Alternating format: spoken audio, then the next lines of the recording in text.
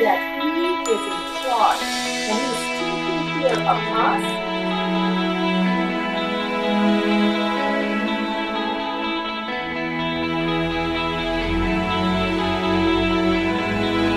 And they are important for our bodies.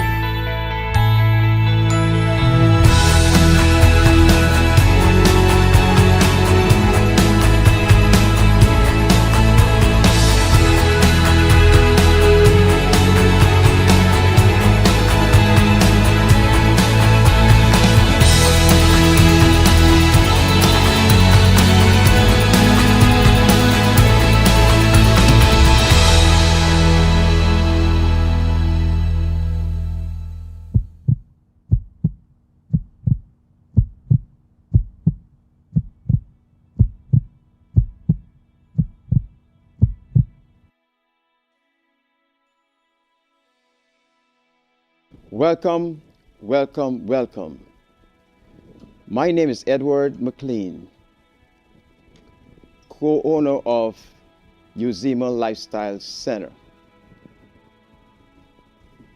I just want to invite you to listen to this amazing health presentation entitled 8 Keys to Optimize Your Health. Our presenter for this series is my wife, Dr. Janice McLean. She's a graduate of Loma Linda University. She has a doctorate degree in naturopathic medicine, which is an alternative to traditional medicine. She has a Ph.D. degree. She also has been working in public health for a number of years. Therefore, she is more than qualified to do justice to this topic. So without any further ado, I introduce to you now our presenter for this series, 8 Keys to Optimize Your Health, Dr. Janice McLean.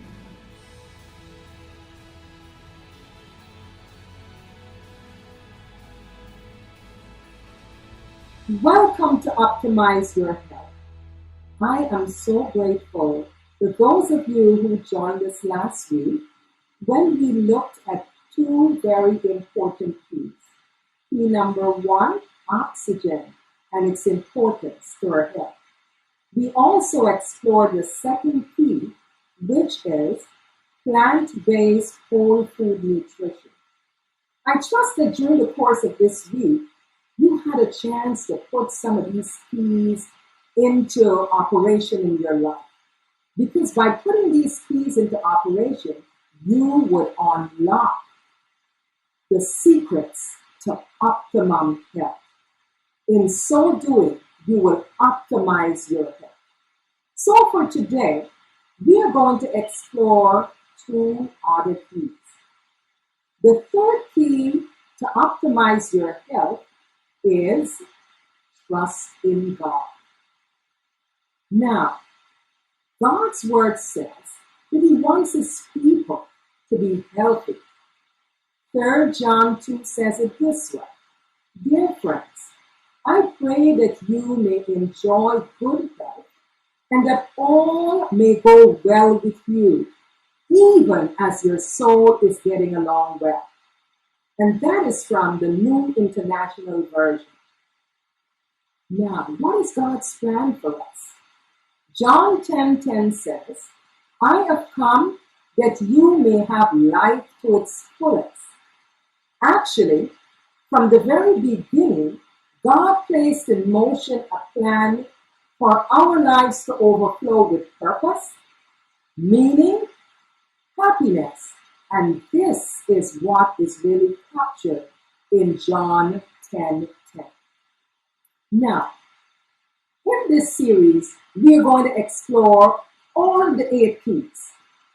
But for now, we are focused on key number 3, trusting God. Trusting God is so very important as it relates to our overall health. Listen to what this very reputable article says, having trust in God means that you are following Him and He is leading throughout your life. When it comes to trust, we have to learn to trust God in every situation. Actually, we say, trust Him where you cannot trace Him. Trusting in Him helps our relationship to grow, and it helps us to have a better sense of freedom. So trust. The word trust is the most appropriate word to describe the biblical concept of faith. You know, the Word of God says that without faith, it's impossible to please Him. This word has such synonyms as confidence, belief, certainty, assurance, conviction, and reliance. Yes, we have to learn to trust God and trust Him even where we cannot trace Him. The question you may be asking yourself is how to trust in God. Now we want to explore 4 important strategies. When we trust in God, we are first of all giving our lives to Him, putting our lives in His hand. The scripture says in Matthew 6:33, seek first the kingdom of God and His righteousness, and all other things will be added unto you. So putting God first is very, very important. And then the second step, we need to depend on Him. Trusting God with all our heart and leaning not to our own understanding. Proverbs 3:5. And then the third thing, we need to cry out to God. In all our ways, we need to acknowledge Him so that He can direct our path. And that is Proverbs 3 and verse 6. Then listen to Him. God speaks to us through His Holy Spirit. So we need to spend time listening to the Spirit of God. John 3 and verse 8 and Mark 1 and verse 10 says the Holy Spirit is God's gift to us. So we need to listen to the Holy Spirit. Now, what happens when we trust God? The servant of the Lord says it this way.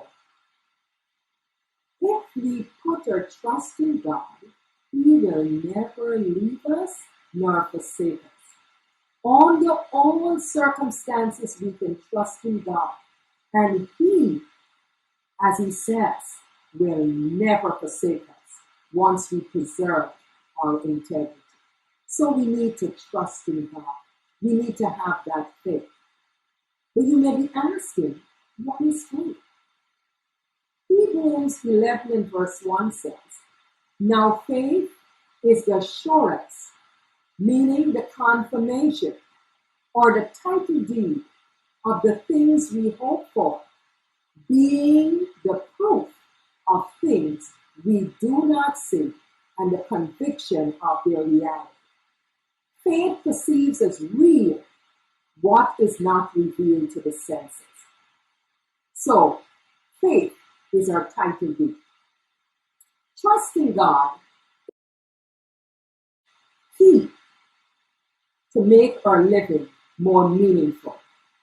When we trust God, we are talking about placing our confidence, our faith, and our reliance on a loving God who is actually interested in every aspect of our life. Did you know that nothing escapes the attention of God? All the details of our lives He is aware of. So nothing really takes Him by surprise. Trusting God means having saving faith. For it is by grace that God's remarkable compassion and favor, drawing from Christ to each one of us, and through this, He delivers us. That is Ephesians 2, verses 8 and 9. Many hold faith as just an opinion, but saving faith is actually a transaction by which those who receive Christ join themselves in covenant relationship with Him. A living faith means an increase in vigor, a confiding trust by which, through the grace of Christ, the soul becomes a conquering power. And that is from Ministry of Healing 62 and paragraph 2. Soul faith is trusting God, believing that He loves us and knows what's best for us. Thus, instead of going your own way, you are leaning towards the direction that God is leading you. Trusting God, having faith in His righteousness, knowing that God will take care of you. And that is my paraphrase of what Ellen White says in Gospel Worker 260, page 260. Did you know that faith has a direct impact on your health? And remember, we are using the word faith for trust because that's a synonym for trust. The relationship that exists between the mind and the body is very intimate. When one part of the body is affected, the other part sympathizes. The condition of our mind affects our entire being. It affects us physically, it affects us spiritually. And if the mind is free and happy, then our consciousness of right doing and a sense of satisfaction and happiness will be achieved. Trusting God helps us to be cheerful, helps us to be happy. It helps our entire system. As a matter of fact, in the book Christian Temperance and Bible Hygiene, Sister White says, trusting in God or having faith in God helps our circulation to be freer and the toning of our entire bodies.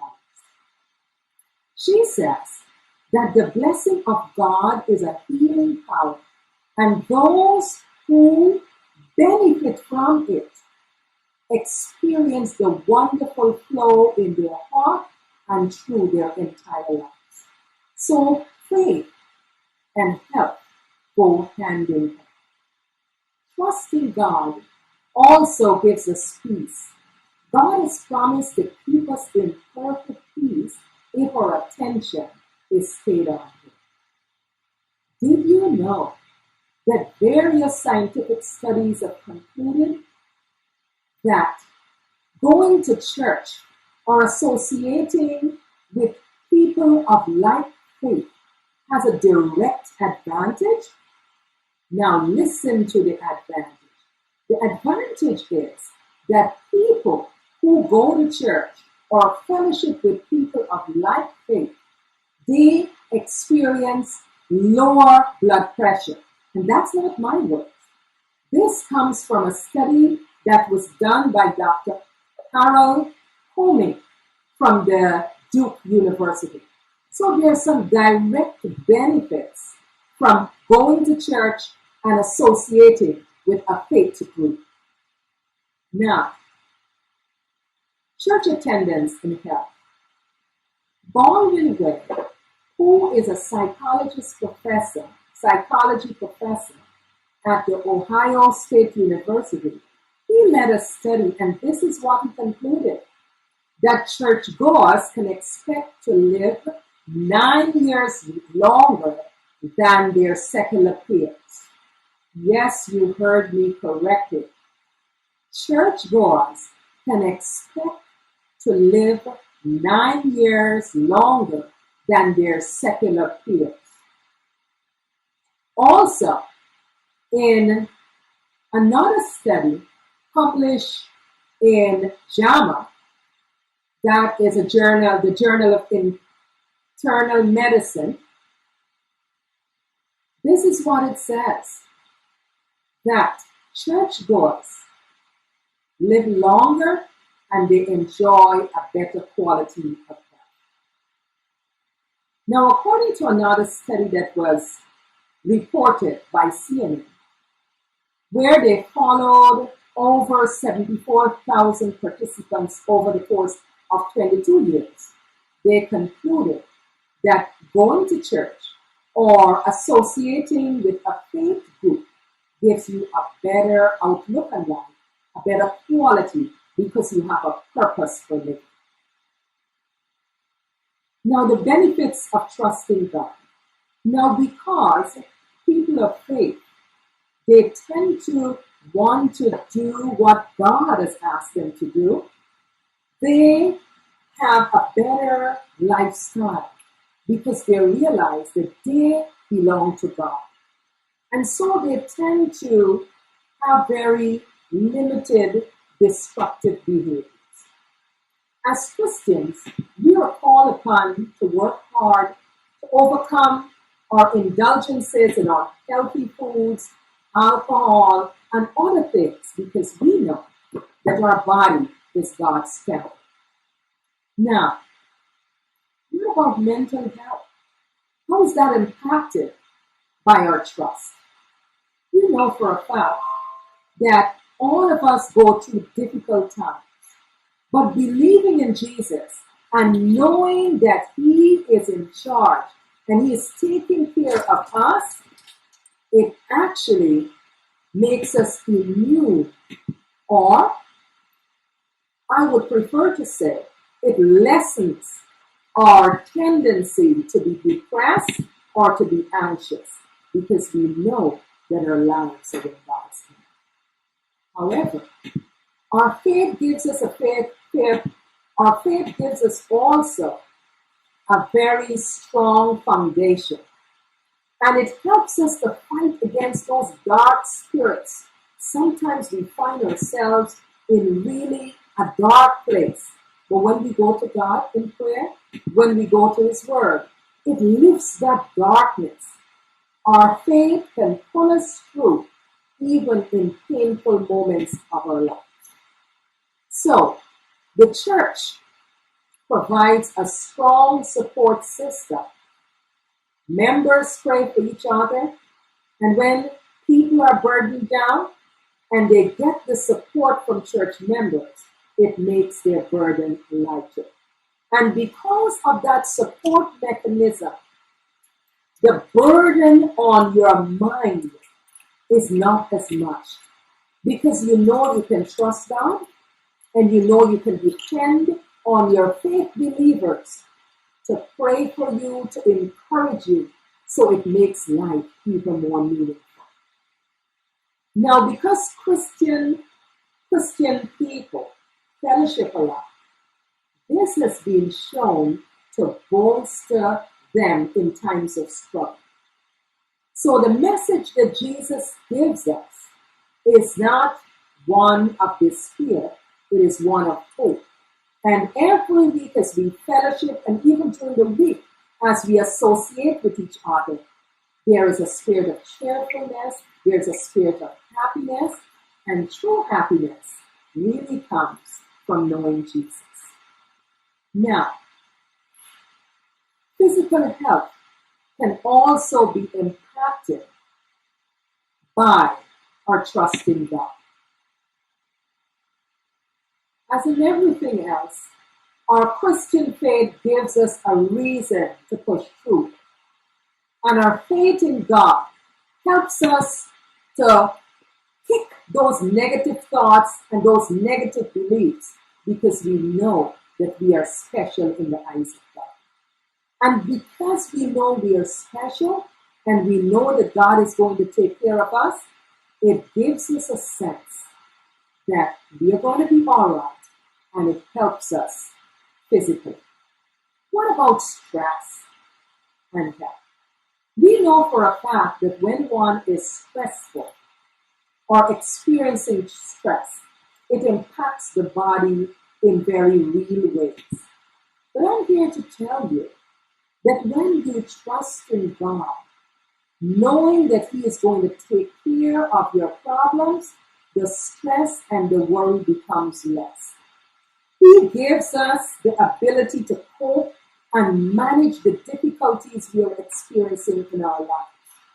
So whether it's through prayer, through support groups, or through relationships, Christians are more aware that they are not alone, that God is always with them. And this helps to ease the problem of stress, and it improves our overall health. Now, what are some of the benefits of trusting God? When we trust and we have faith in God, it encourages us to have healthy behaviors. Trusting God reduces our stress, as I said before. Associating with a faith community improves our emotional health. It also helps to improve our outlook on life so we have a better sense of belonging, a better sense of knowing that we are important and we are special. What about our relationship with God and health?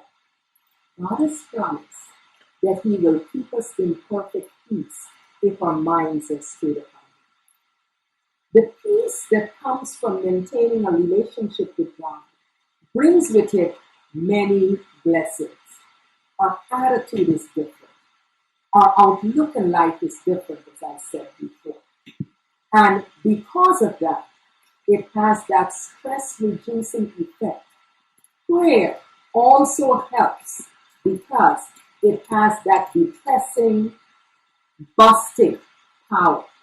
So fellowship with God and fellowship with the saints, both are very important to our overall health.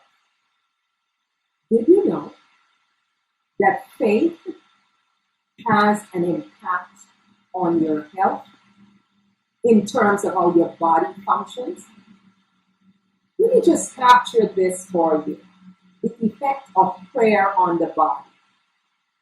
There has been numerous studies that reinforce what Christians already know, that is the power of prayer. Generally, when we pray, it improves our quality of life. But science has been able to prove that if a person is going into surgery and the person prays or the person knows that others are praying for them, they tend to have a better outcome. That is the power of prayer. That is the power of trusting God. That is the power that He gives us to cope. And I know at this time when we are going through this pandemic, many might become a little hopeless. But I want to challenge you, turn to God. Trust in Him.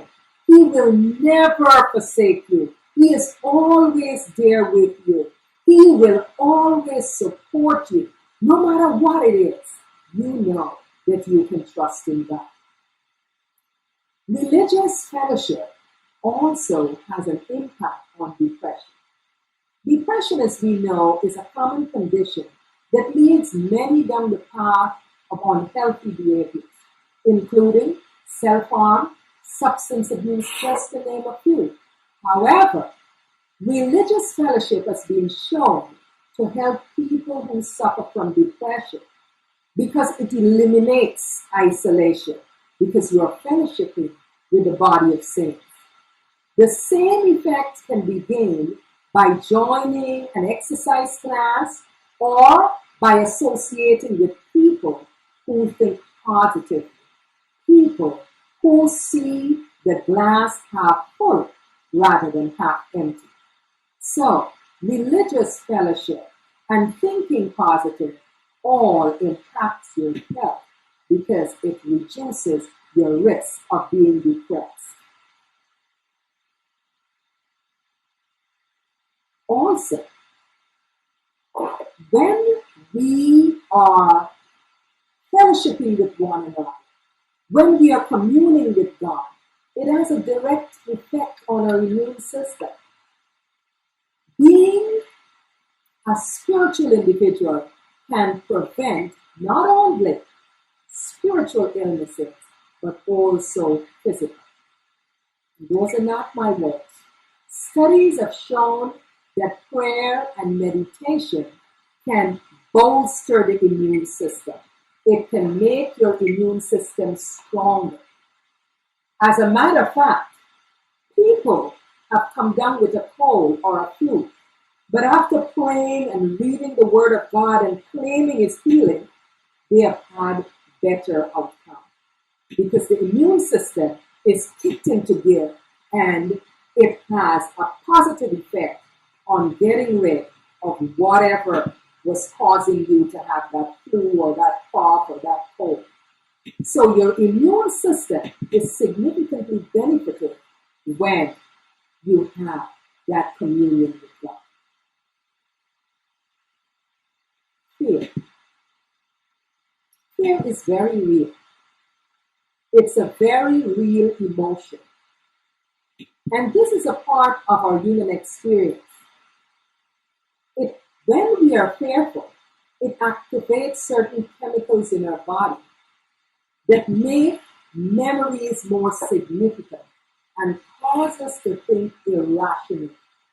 Individuals who do not face their fears or overcome them may even develop something called Stockholm Syndrome, where they are not able to cope. They are constantly in a state of fight or flight. And they can also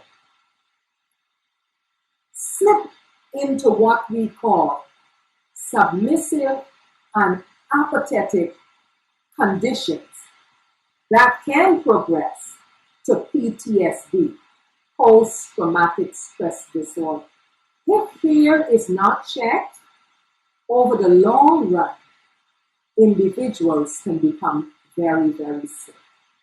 So we need to learn to control our fears. Fear and health. When we are fearful, it affects our immune system, causing it not to function well. It affects our endocrine system. Our autonomic nervous system becomes altered. Our sleep and wake cycle can become disrupted. Our eating, we can develop eating disorders. And also, it affects our hypothalamus and pituitary glands. So fear has a detrimental effect on our body. Now, when someone is fearful, these are some of the physical effects. Saliva flow decreases. The eyes, the pupil dilates. The lungs become quicker in its breathing process. The bowel movement becomes slower. The blood vessels increase as the major vessels dilate, and that can be problematic. The skin and the blood vessels constrict, and it causes us to experience sweat and chills. Our heart beats faster. Our stomach can also have digestive output, and the enzymes decreases, so we are not digesting our food as we should. Also, it can cause our muscles to become tense. So fear overall affects our bodies in very direct ways. The physical effect of chronic fear and physical health can cause us to develop things like headaches. And those headaches can turn into migraine, muscle spasms.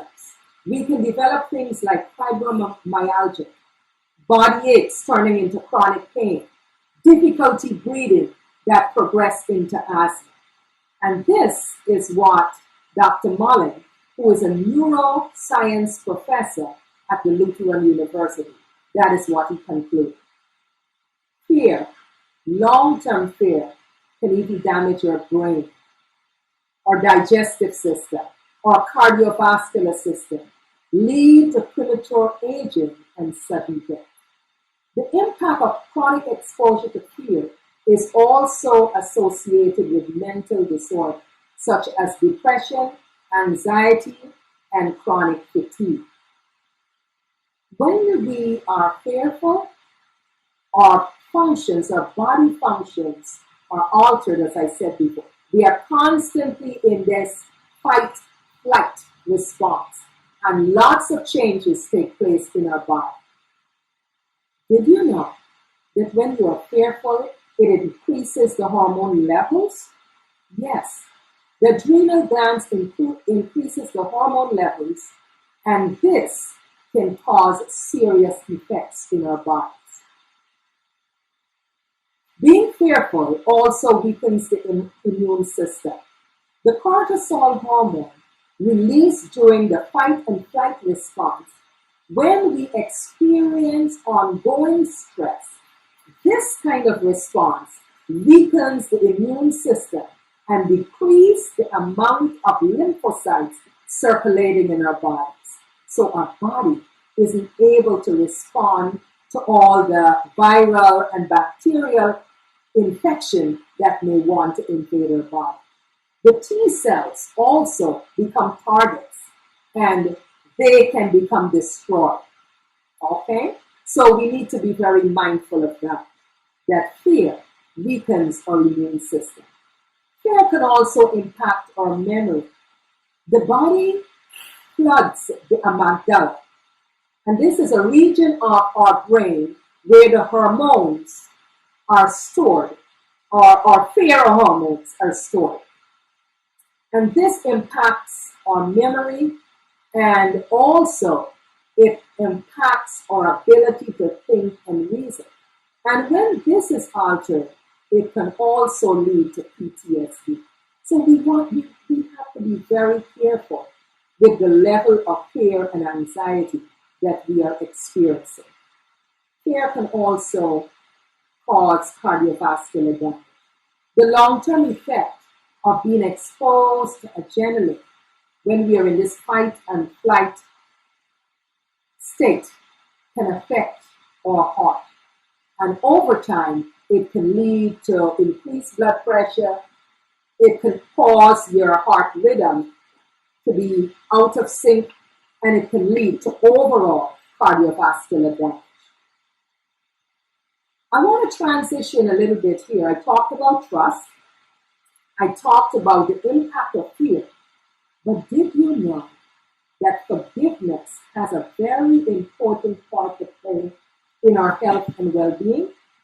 Forgiveness is good for your heart. And this comes from the Journal of Behavioral Medicine.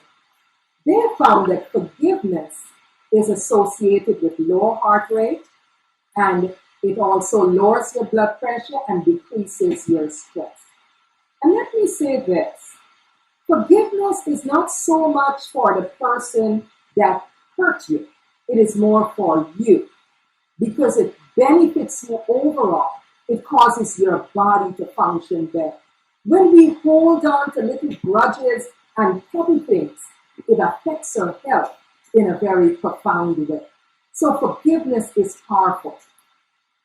There are many studies that have been done, and one by Johns Hopkins Medical School, and this is what their studies found, that the act of forgiveness can reap huge rewards to our health. Reduces our risk of a heart attack, lowers our cholesterol level, improves our sleep, reduces pain, helps with our blood pressure, helps anxiety and depression, and helps us to exist in a more peaceful atmosphere. So here you have it, the connection between forgiveness and health. The power of forgiveness, says the Mayo Clinic, leads to healthier relationships, improved mental health, less anxiety and stress, and even hostility, lowers the blood pressure, fewer symptoms of depression, a strong immune system, improve your overall health, and it helps you to have better self-esteem. You think of yourself now in terms of how God thinks of you, someone who is very precious in His sight. Now, what are the action steps that we can take for trusting in God? Number one, let go of the past hurts and forgive those who have wronged you. Forgiveness can help in the healing process. Unforgiveness or holding on to malice or hatred or jealousy is like drinking poison and expecting the other person to die. So, forgive as God has forgiven you. If you have difficulties in forgiving, ask Jesus to help you. because He can give you the strength. Morning and evening, take time for the Word of God and inspirational books. Spend time with God. As you learn to trust God, as you place your life in His unchanging hand, you will see that your problems, even though they might be big, they seem small because you know you're not alone. God is constantly with you. He is holding you up. And when you fellowship with your fellow believers, that consistent being in the presence of others who are thinking positively, who believe as you believe, also helps you to cope. So here you have it. The third key, trust in God. When you do so, you will, not may, you will optimize your health.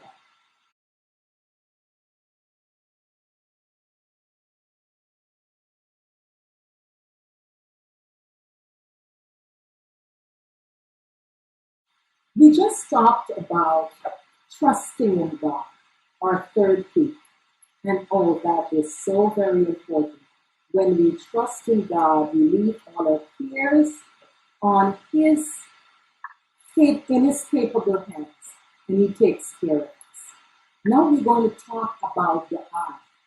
The eye is increased water. The fourth key to optimize our health. Drinking water helps maintain the balance of our body fluids. Our body is composed of about 60 to 70% water, and every bodily function needs water, including digestion, absorption, circulation, the creation of saliva, yes, the transportation of nutrients so that our bodies can get what it needs to function. And also, water helps with the maintenance of our body temperature. So, what are the benefits of water? Water increases our brain power as well as our energy. Water promotes healthy weight management, and weight loss.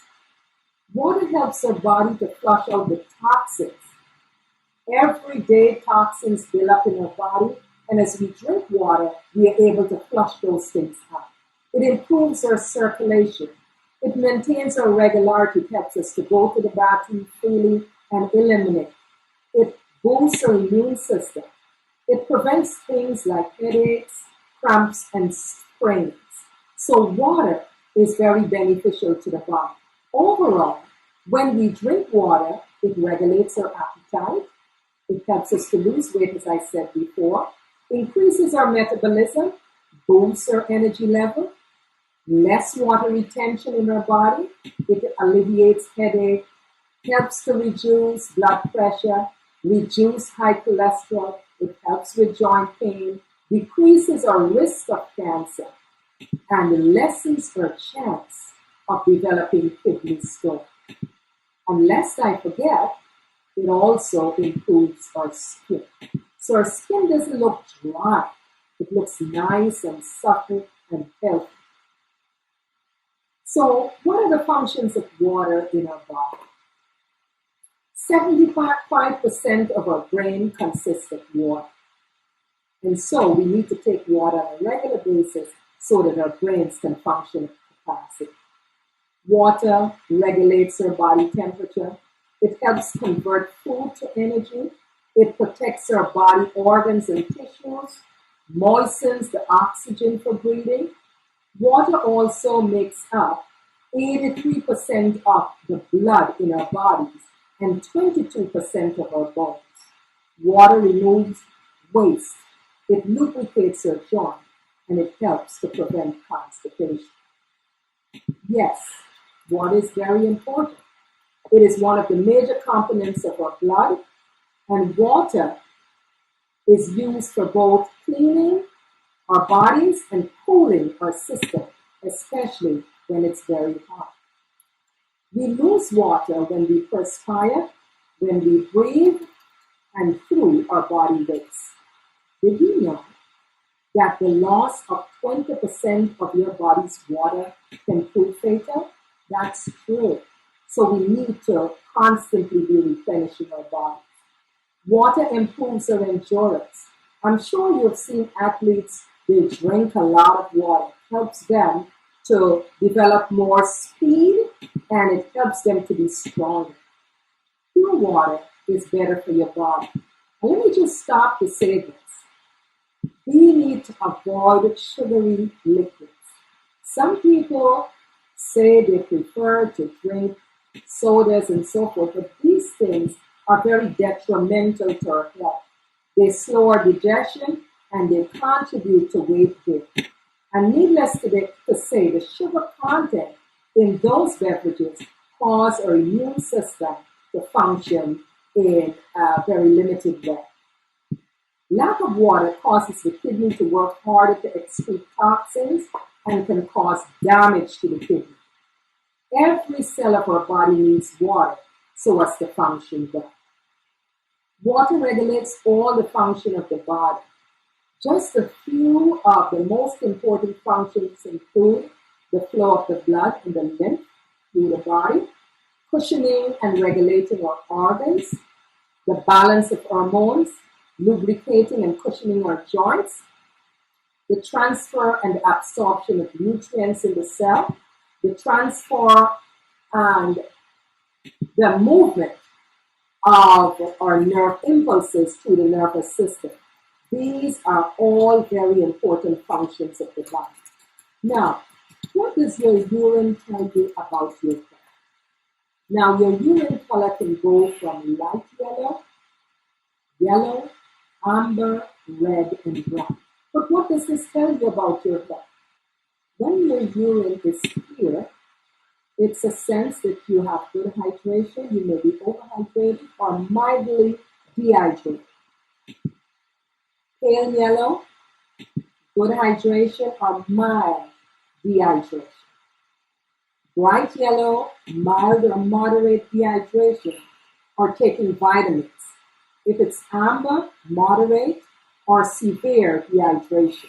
If it's tea color, that dark brown, it means you're experiencing severe dehydration.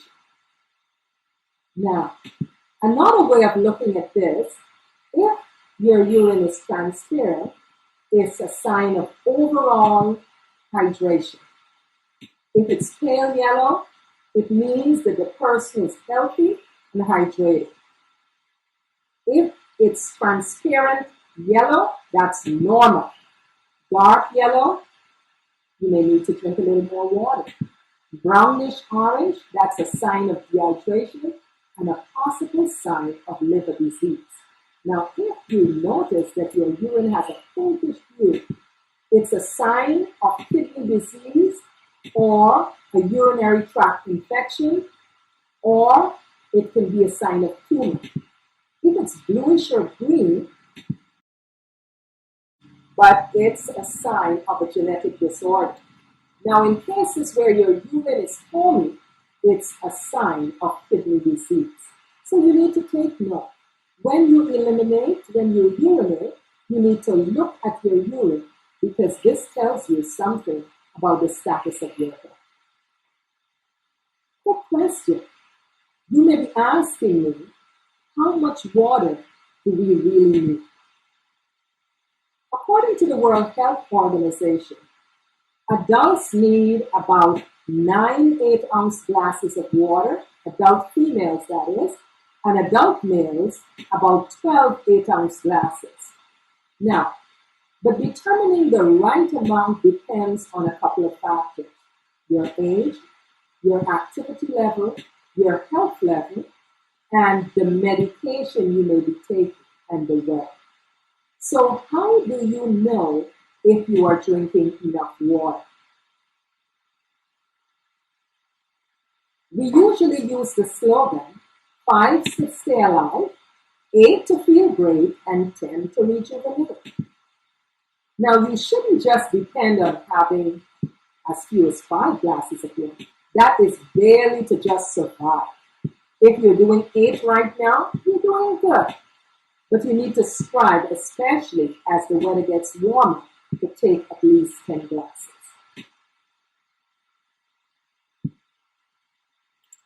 Our bodies need 8 to 10 glasses of water a day. Now, it's important for us to understand that first thing in the morning, if you take 2 glasses of warm water and you can add a little bit of lemon juice to the water, it detoxes your body. But I must say, if you're taking lemon water, make sure you do that with a straw, because the acidity from the lemon can interfere with the enamel on your teeth. So you would want to drink your warm lemon water with a straw. Very important. In the mid-morning, you take another 2 glasses. Then, early afternoon, 2 glasses. Then later, you take your next 2 glasses of water. And in the evening, too. That is how you're able to get in your 8 to 10 glasses of water. Create a schedule for yourself. Do not wait until you're feeling thirsty, because that can be a dangerous sign. So make a plan to take your water. 2 glasses of warm lemon water in the morning, first thing, and then you space out the taking of your 2 more glasses of water several times during the day, early morning, mid-morning, afternoon, late afternoon, and evening. But make sure, before retiring to bed, you take 2 glasses of water. Not just before you go to bed. Take it about an hour or so before you actually go to bed. And in that way, you get all the water you need. Water is important because every day as we live, toxins accumulate in our bodies. And they can deprive our cells of the oxygen and even cause cell mutation. You heard me correctly. It can cause cell mutation. And this is a primary cause of cancer. So, when we drink our water, when we lack drinking water, we reduce our chance of getting cancer, and it also would help our body to function better because we are detoxifying our system. So water is very important. In other words, if we store up toxins in the same places, away from the major organs, this is what is important. But when those toxins accumulate, they can have some long-term consequences on our health.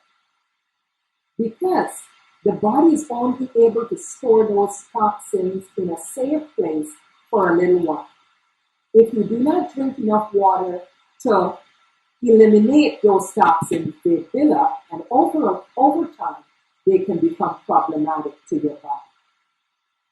A study that was conducted in Loma Linda University in California, and this study involved 20 men and women, and their ages were 38 to 100. What they concluded that those who drank enough water during the course of the day were less likely to have a heart attack. 41% in men and 41% in women, and 54% in men. So water drinking is very important. We need to make sure that we understand that we are losing a lot of water, especially when it's hot. So, how much water are we losing? When we perspire, we lose about 2.1 cups of water. And water loss from the lungs by exhaling, another 1.7 cups. Water loss from our feces, 0.5 cups. Water loss from the waste removal in our urine, 6.3 cups. The total daily loss of water in our body is about 10.6 cups. So it's very important that we are constantly replenishing, because as we perspire, as we inhale and exhale, as we eliminate in the bathroom, we are losing water all day long. So we need to replenish. How do we drink water correctly? You know, some of us, when we are drinking water, we just put the cup to our head and we take some big gulps. Now, I need to tell you, that's not the best way of taking your water. You need to drink your water little by little throughout the course of the day. It is preferably to sip your water through the day rather than drinking 2 glasses all at once and drinking it very rapidly. Take your time to sip your water. By doing so, you ensure that the water is getting to every cell in your body. And this will also lessen the stress on your heart, especially if you have heart disease. And also when you do that, it gives your body more time to absorb the water. When you drink your water very rapidly, the body is not able to adjust, and so all your cells will not benefit from that water. So take your water sip by sip during the course of the day, and in that way, you are making sure that your body stays hydrated. Now, do not wait until you're thirsty to drink water. By the time you feel thirsty, you're probably already 2 glasses below your normal water needs. Yes, that's correct. Thirst is not a good measurement of when to take your water. It makes better sense to plan your water drinking schedule so that throughout the day you're drinking your water. Now, it is also important that we understand that our body has to expend energy to warm the water we drink. I know what some of you are saying. I like my ice water. Well, I'm here to tell you, when you drink very cold water, your body has to do extra work. Right? Now, very cold water is not good for your system. Room temperature water is better. Now, sometimes you can take water to cool down your body system after an exercise routine. But make sure the water is not ice cold. Because if it's ice cold, what it does, it constricts your blood vessel. And this reduces the hydration and absorption ability. Yes, if the water is too cold, it reduces its hydration and absorption ability. It also, cold water, solidifies the fat from the food, causing your body to work harder to digest. And by the way, we should never eat and drink. Because when you eat and drink, you're diluting your digestive juices so they are not able to break down your food the way they should so that they can be properly absorbed into your body. Now, warm water soothes the blood vessels, allowing better hydration. So if you drink water that is at room temperature, it will be more beneficial to your body. Warm water helps to remove the fat also, and by doing so, it helps to clog the artery. It helps to reduce your risk, of clogged arteries and allows for better digestion. I want to repeat that. When you drink water, it helps to move the fat along, and it reduces your risk of clogged arteries, and it allows you to have a better digestion. It helps to flush your kidney and your bowel. It actually improves your bowel movement. When you drink warm water and you're having a fever, it reduces your body's effort to fight the virus. So we need to remember. These are some of the things we need to take note of in terms of cold and warm water. Now, when you drink enough water, you are hydrating your body. Enough water into the system would allow your body to be like a water garden. When you are not drinking enough water, it's like your body is like parched land, or you're experiencing a drought. So drink enough water, because some of the signs of not having enough water can be headaches, constipation, fatigue, and dry skin.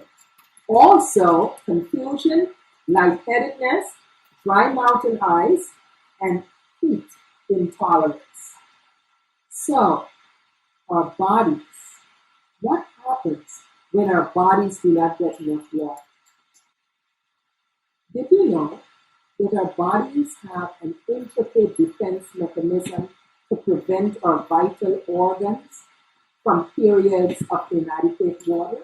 Yes, God's word says we are fearfully and wonderfully made.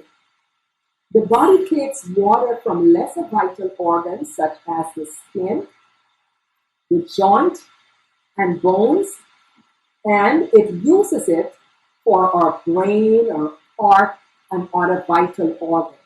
So you should never allow yourself to become dehydrated because it affects your brain and your vital organs. Yes, look very carefully. You will see a normal brain and then the brain that is starved of water, a dehydrated brain. You want to make sure that your brain has enough water so that it's able to think and process information and help you to do the things that you need to do. Sister White has said that water is not only important internally, water is also important externally. Water is a therapeutic medium, and this is called hydrotherapy. We need to learn how to do simple treatments using water. Sister White says in the book, Fill Your Life with Celebration. This is a quote from Sister White, but it actually appears in the book, Fill Your Life with Celebration, page 30, and this is what it says. Many have never learned by experience the beneficial effects of the proper use of water, and they are afraid of it. Water treatments are not appreciated as they should be, and to apply them skillfully requires work that many are willing to perform. So water is important also because it has healing properties. She continues in Ministry of Healing, page 153. But none should feel excused or ignorance or indifference on this subject. There are many ways in which water can be applied to relieve pain, check disease, and also it can improve our ability to think and reason. Just using these simple treatments can be totally beneficial to us. Did you know that drinking enough water can also impact your nervous system? Yes, it can. It can cause muscle aches and pains. But when you are faced with muscle aches and pains, there are some simple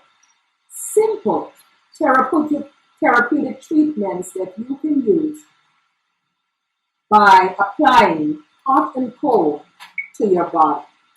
Hot and cold application cause dilation and the constriction of your blood vessels.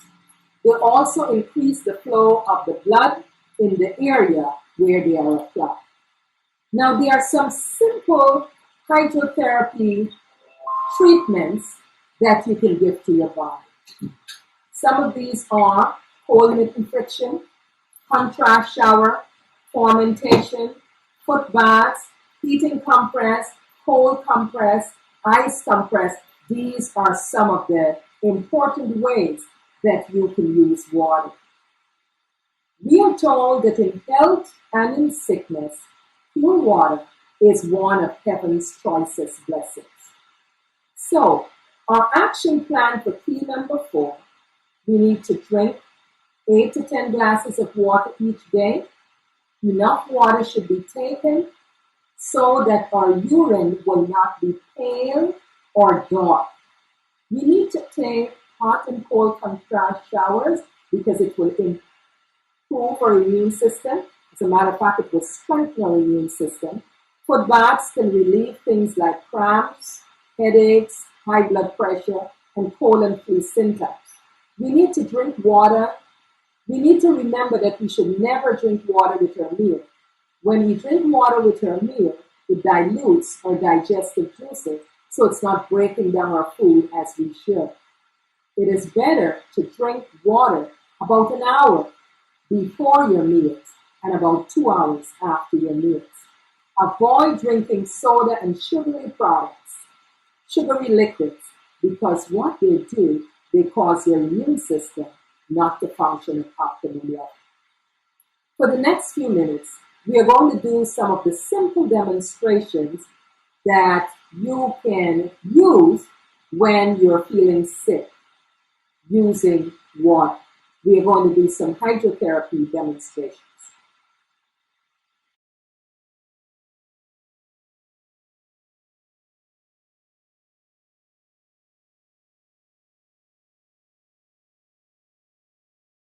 Our first demonstration is what we call a cold compress. A cold compress is used for things like a sore throat, tonsillitis, laryngitis, etc. Now, all you need are 3 simple pieces of equipment. You need a wash rag, or it can be a cotton cloth.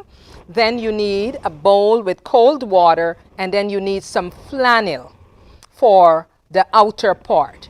Now, here goes the demonstration. You submerge the rag or the cotton cloth into the water. Make sure it's really, really wet. And then you take your time and you wring it out properly. Get out as much of the water as possible. And then you can hold it like this and turn it into a triangle. And then take the bottom part of the triangle and you roll it up to the top. You want to make sure you have enough of a length so that it can go around the neck. Okay? Once you're finished doing that, you will apply it to the neck.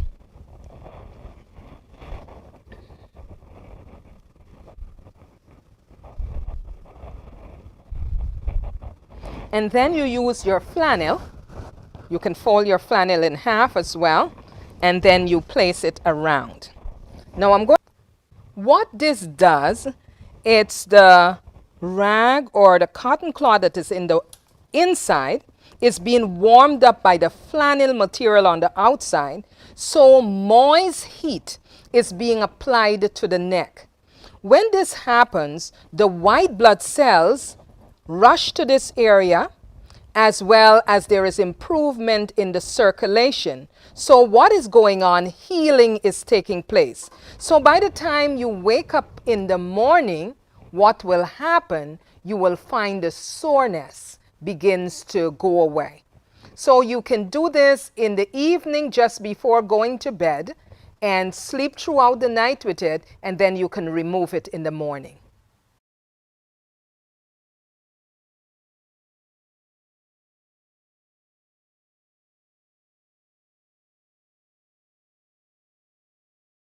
A hot foot bath can be used if you have a headache. It can also be used to bring down a fever.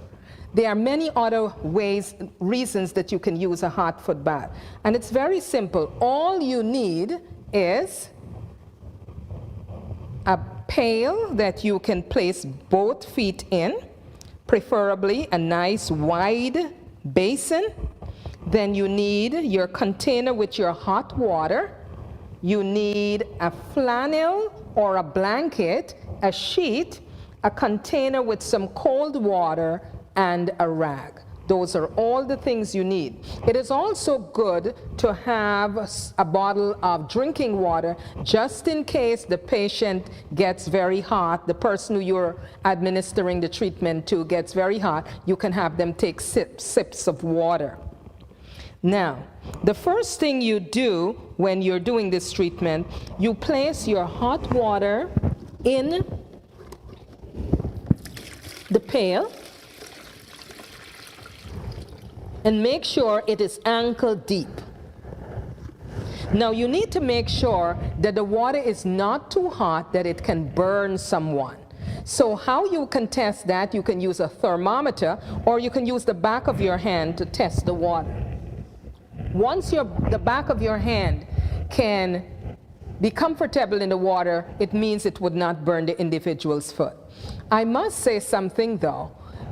This treatment, you need to make sure that the person is not diabetic, because when people are diabetic, because they have peripheral nerve that may be damaged, they may not be able to feel very hot or very cold. So you need to be very mindful of that. So this is not a treatment that you will give to someone who is a diabetic. So now you have your water in the container. Then you are going to very easily ask the person to place their feet on your hands.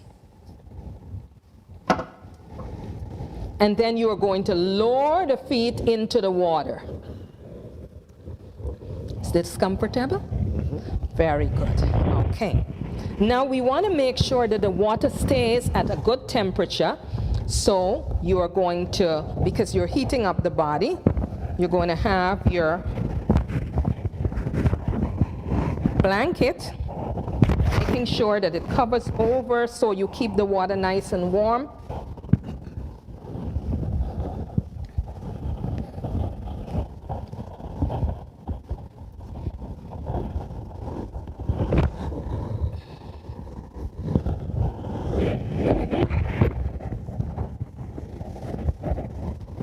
And then you can use a sheet.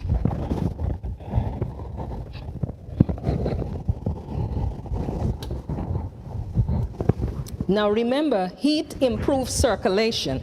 So this is the idea, to make sure the heat is improving the circulation. And then you put a cold compress to the head to make sure that the person doesn't get overheated.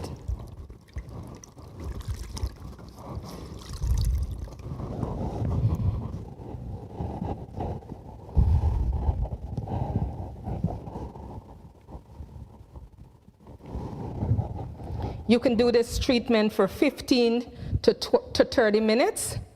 And periodically you can check and ask the person you're administering the treatment, is the water okay? If the water is okay, that's fine.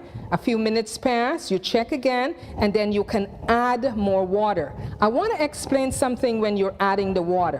When you're adding additional water, make sure the person's feet is not in the basin. You're going to take your hands again, have the person put the feet on the hands, and then you're going to use this hand and pour additional water. Again, you're going to test the water to make sure it doesn't burn the person. And then you lower the feet back into the water. And then you keep on doing this for the duration of the time. So this is a very simple treatment that you can do on adults as well as on children. And this is called a hot foot bath. It stimulates the body, it increases the circulation, it boosts up the immune system. It also helps with your peripheral nerves. So it's really beneficial to the body. Very simple. You can do this. And preferably when you're finished doing it, you end the treatment by pouring some cold water over the individual's feet, and then you remove it. Yes, you can pour some cold water over the individual's feet, and then remove it from the basin, dry thoroughly, make sure you get all between the toes and so forth, dry thoroughly, and then you can place a socks on and make sure the individual gets some rest. Okay, so here you have it, our hot foot bath.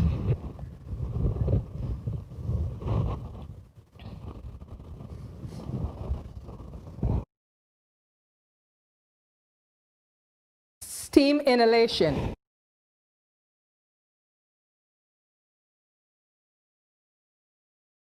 A steam inhalation is used for chest congestion if you have sinus problem or any kind of blockage, nasal kind of problem.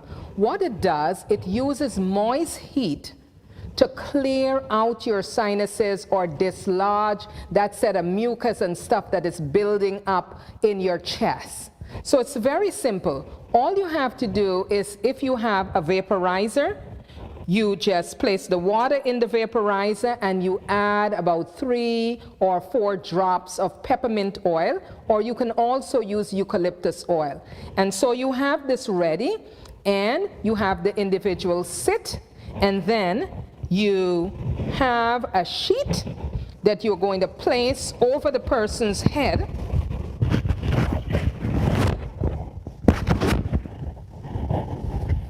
And then you're going to have them, the steam will be coming up from the vaporizer, and you have them lean forward, and you cover this over. Yeah, I'm getting it.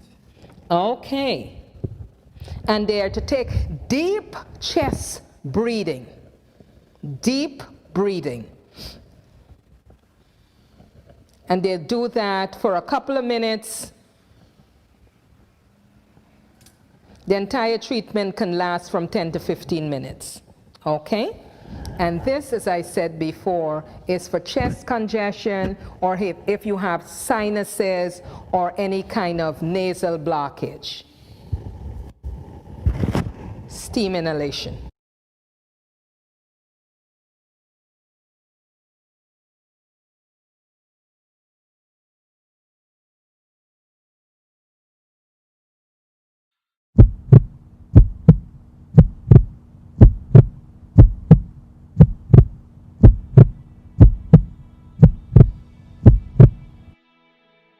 Thank you so very much for joining us for our series, 8 Keys to Optimize Your Health. I'm sure you may have questions for me. Please send your questions to Uzima, UZIMA, Lifestyle Center at yahoo.com. I repeat, Uzima, UZIMA, Lifestyle Center at yahoo.com. And please join us next week for our next edition, when we will focus on 2 other keys: trust and improved sleep.